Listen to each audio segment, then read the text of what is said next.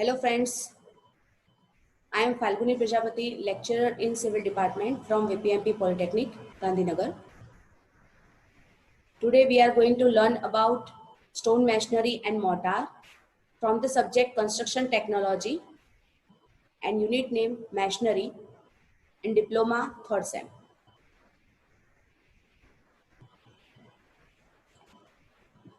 These are the objectives of this topic. First, we are going to learn some principle, types of stone masonry, difference between stone and brick masonry, and final, to know about mortar and its type. These are the general principles that we should know while, while we are doing stone masonry. The stone to be used for stone masonry should be hard, tough, and durable. The stone should be perfectly dressed as per the requirement. The mortar to be used should be good quality. As far as possible, broken stones or small stones chips should not used. The properly weighted stone should be used to avoid mortar moisture being sucked. Joints must be maintained of uniform thickness to its minimum norms, and proper bond should be maintained throughout for alternate courses. જ્યારે પણ આપણે stone masonry કરવી હોય તો ત્યારે તેમાં વપરાતા જે સ્ટોન્સ છે એ હાર્ડ, ટફ અને ડ્યુરેબલ હોવા જોઈએ અને જેવી આપણી રિક્વાયરમેન્ટ છે એ પ્રમાણે એને પ્રોપર ડ્રેસ કરેલા હોવા જોઈએ અને જે પણ આપણે મોર્ટાર યુઝ કરીએ છીએ સ્ટોન મેશનરી માટે એની ક્વોલિટી સારી હોવી જોઈએ. બને ત્યાં સુધી આપણે જે બ્રોકન સ્ટોન હોય અથવા તો નાના નાના સ્ટોન હોય, ચિપ્સ હોય, એનો યુઝ ઓછો કરીએ તો સ્ટોન મેશનરીની અંદર આપણને સારી સ્ટ્રેન્થ મળી શકે છે.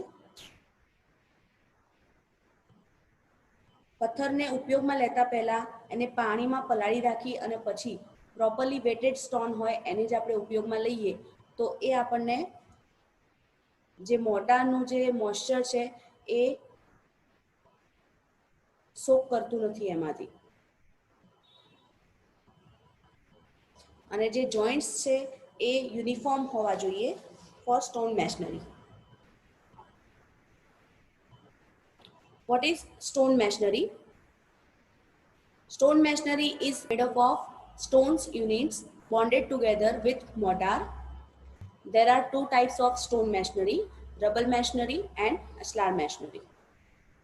Rubble masonry, the stone which are used in this category are either rough or undressed. The masonry has wider joints since stones of irregular size are used. This is the classification of rubble masonry. Total 6 types of rubble masonry is there. Post rubber masonry, post square rubber masonry, unpost rubber masonry, dry rubber masonry, flint rubber masonry, and polygon rubber masonry.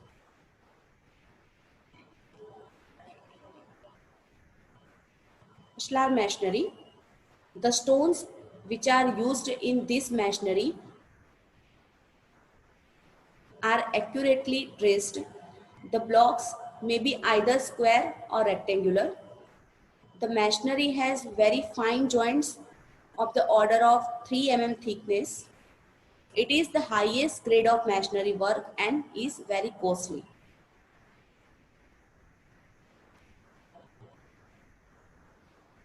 Rubble મેશનરીની અંદર જે પણ stone use થાય છે એ rough હોય છે અને અનડ્રેસ કરેલા હોય છે કે જેને ડાયરેક્ટલી તમે સ્ટોનને યુઝ કરી શકો એ ટાઈપના ઇનરેગ્યુલર શેપના યુઝ થાય છે તો એને રબલ મેશનરી કહી શકાય. અસલાર મેશનરીની અંદર જે પણ સ્ટોન યુઝ થાય છે એને વેલ ડ્રેસ કરેલા હોય છે એટલે કે પ્રોપર ઇક્વિપમેન્ટ વડે એને શેપ આપેલો હોય છે, સ્ક્વેર અથવા તો રેક્ટેન્ગ્યુલર શેપ આપી શકાય છે. એના જોઈન્ટ્સ જે છે એ વેરી ફાઇન એટલે કે 3 mm થિકનેસના રાખવામાં આવે છે અને આ મેશનરી વર્ક જે છે એ સૌથી વધારે કોસ્ટલી હોય છે. This is the classification of ashlar masonry. Ashlar fine, ashlar rough, ashlar rock or quarry faced, ashlar facing, ashlar chamfered and ashlar block in course. These 6 types of ashlar masonry is there. Difference between stone and brick masonry. Stone અને brick masonry વચ્ચે આપણે આ રીતે difference કરી શકીએ, strength wise, durability wise, appearance wise, mortar joint. First જોઈએ કે strength wise. Stone masonry is high in strength when brick masonry is less in strength. Durability of stone masonry is excellent when brick masonry is less. Appearance, no external treatment required. Plastering is compulsory required for brick masonry. Mortar joints of stone masonry is thick when mortar joint of brick masonry is thin. એટલે કે bed વચ્ચે અથવા તો બે stone વચ્ચે કે stone કોઈ brick વચ્ચે આપણે જે મોર્ટાર ફિલ કરીને એનો જોઈન્ટ્સ બનાવીએ છીએ એ સ્ટોન મેશનરીની અંદર થીક હશે, બીકોઝ કે સ્ટોન જે છે એ પ્રોપર શેપમાં હોતા નથી, તો એની જે મોર્ટારની થિકનેસ છે વધારે હશે, જ્યારે બ્રિક મેશનરી જે છે એ પ્રોપર ડ્રેસ એટલે કે પ્રોપર શેપમાં હોય છે, તો એની અંદર એની વચ્ચેનો જે જોઈન્ટ્સ છે એ આપણે થીન રાખી શકીએ છીએ. Danger for dampness. Stone masonry અંદર કોઈ ડેન્જરસ છે નહીં ડમ્પનેસ માટે, જ્યારે બ્રિક મેશનરી એ ડેન્જર છે in dampness. Fire resistance for stone masonry less and for brick masonry more. એટલે કે સ્ટોન મેશનરી જે છે એ ફાયર રેઝિસ્ટન્સ સામે લેસ વર્ક કરે છે, જ્યારે બ્રિક મેશનરી એ ફાયર રેઝિસ્ટન્ટ આપે છે તમને. Handling, requiring lifting device and brick masonry is easy to handle. તમારે સ્ટોન ઉચકવા માટે, કારણ કે સ્ટોન અમુક જગ્યાએ બહુ મોટી સાઇઝમાં મળતા હોય તો એને લિફ્ટ કરવા માટે પ્રોપર ડિવાઇસની જરૂર પડે છે, પ્રોપર ઇક્વિપમેન્ટ્સ જરૂર પડે છે, ત્યારે બ્રિક મેશનરીની સાઇઝ એ નાની હોય છે જેથી આપણે ઇઝી એને હેન્ડલ કરી શકીએ છીએ. મેથડ ઓફ કન્સ્ટ્રક્શનમાં એને ડિફાઇન કરીએ તો સ્ટોન મેશનરી જે છે એને ડ્રેસિંગની જરૂર પડે છે, એને થોડી શેપ આપવાની જરૂર પડે છે, જ્યારે બ્રિક મેશનરી છે એની અંદર preparation of clay, moulding, drying, burning એ બધાની જરૂર પડે છે. કોસ્ટ, સ્ટોન મેશનરીની કોસ્ટ ઓલવેઝ વધારે થાય છે, જ્યારે બ્રિક મેશનરીની કોસ્ટ ઓછી થશે.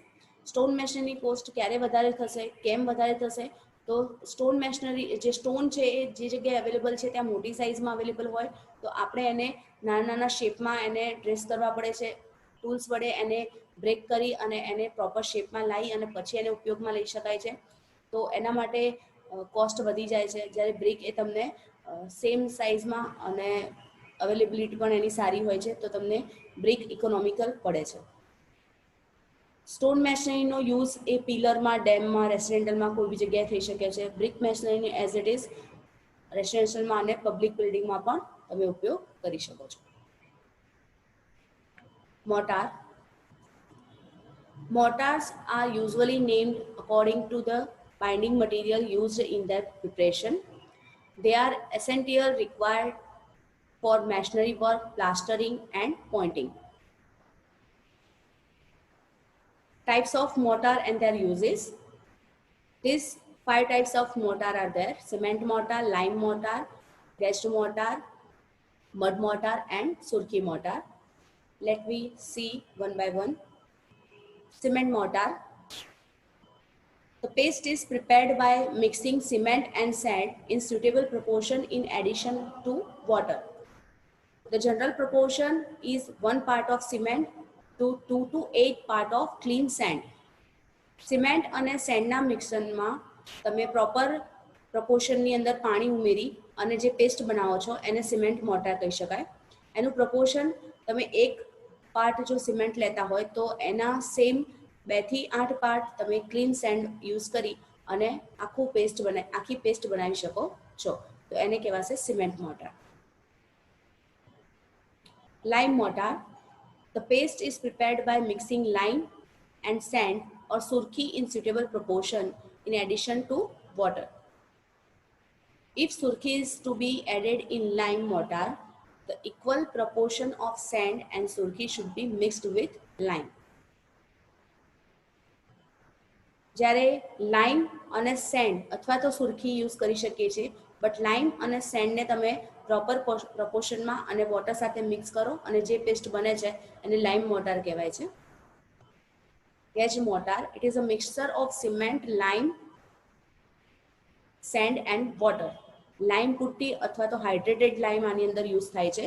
સિમેન્ટ, લાઇમ, સેન્ડ અને વોટર આ ચારનું મિક્સિંગ કરીને તમે ગેસ મોર્ટાર બનાવી શકો છો. The process of adding cement to lime mortar to improve its quality is termed as a gauging, and mortar thus prepared is known as a gauged mortar.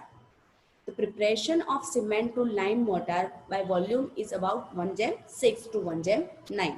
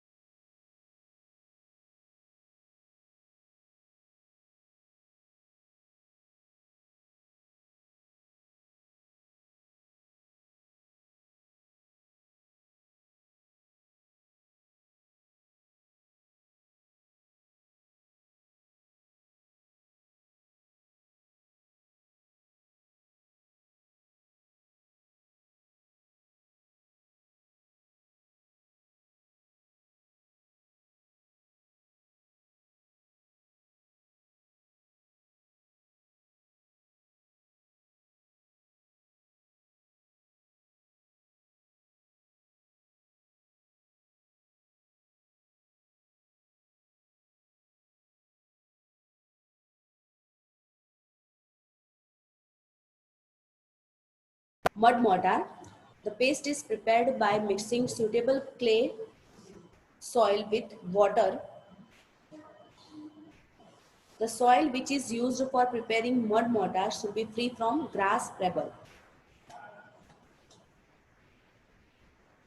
બાંધકામની સ્થળની નજીક કોઈ ચીકણી માટી જો મળી રહેતી હોય તો આપણે ચીકણી માટીમાં પાણી ઉમેરી અને પોલ તૈયાર કરવામાં આવે તો એને કહેવાય મડ મોર્ટાર.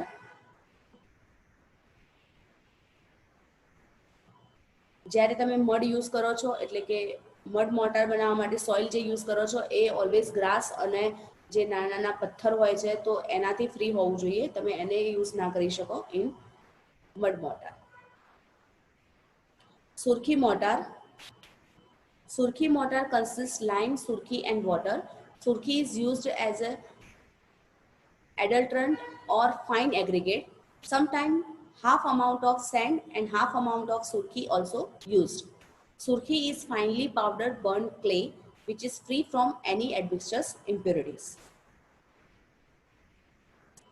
સુરખી એ એવી રેતી છે, બળેલી રેતી કહી શકીએ આપણે, કે જે કોઈ પણ પ્રકારની ઇમ્પ્યોરિટીઝ અને એડમિક્સચર્સથી ફ્રી છે અને એનો ઉપયોગ તમે મોર્ટાર બનાવવામાં જ્યારે કરો છો તો એમાં લાઇમ, સુરખી અને પાણી આ 3 વસ્તુનું મિક્સિંગ કરીને આપણે સુરખી મોર્ટાર બનાવી શકીએ છીએ.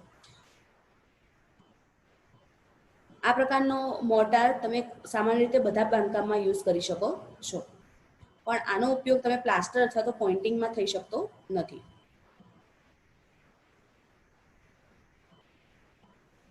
Thank you all for watching. Goodbye.